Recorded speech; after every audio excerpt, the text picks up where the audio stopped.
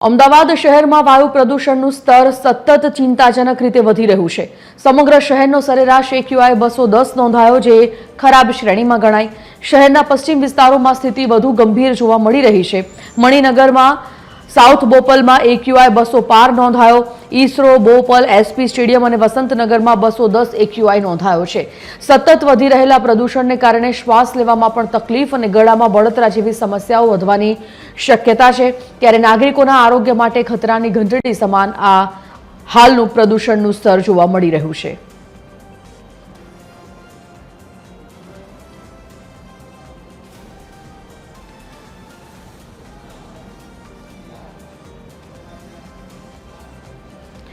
आज मुद्दा पर संवाददाता ब्रिंदा रावल लाइव जोड़ाई गया है। ब्रिंदा, जे प्रकारे शहरनो AQI अत्यारे सरेराश 210 ઉપર નોંધાયો છે, એટલે કે ખૂબ ગંભીર શ્રેણી કહી શકાય AQI ની।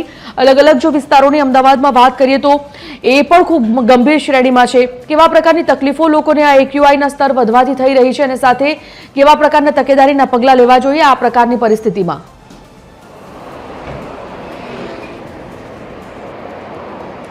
संजीवनी जो बात करिए तो छेल्ला કેટલાય દિવસથી અમદાવાદમાં પ્રદૂષણનું પ્રમાણ વધતું જઈ રહ્યું છે।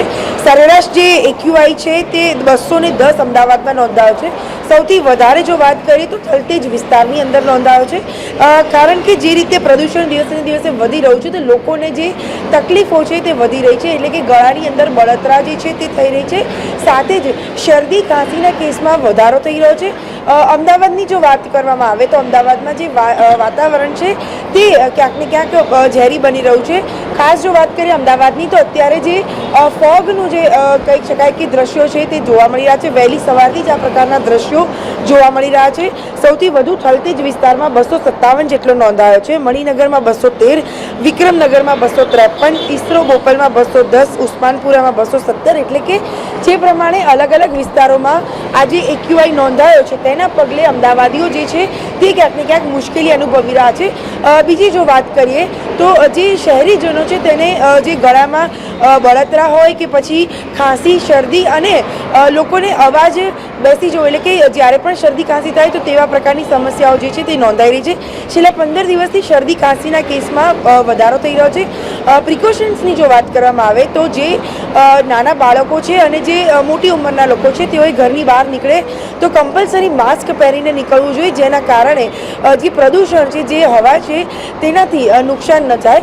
સાથે જ જે ફેફસાના દર્દીઓ છે, એટલે કે TB પેશન્ટ હોય અથવા તો જેને અસ્થમાનો રોગ છે તેવા દર્દીઓએ વહેલી સવારે અને મોડી સાંજે બહાર ન નીકળવું જોઈએ, કારણ કે તેનાથી શ્વાસ લેવામાં તકલીફ થઈ શકે છે। એટલે કે આવા પ્રકારના જો કોઈ પણ પગલાં લેશે તો ચોક્કસથી તેને પ્રિકોશનમાં ભાગરૂપે તેને સંભાળી શકાશે।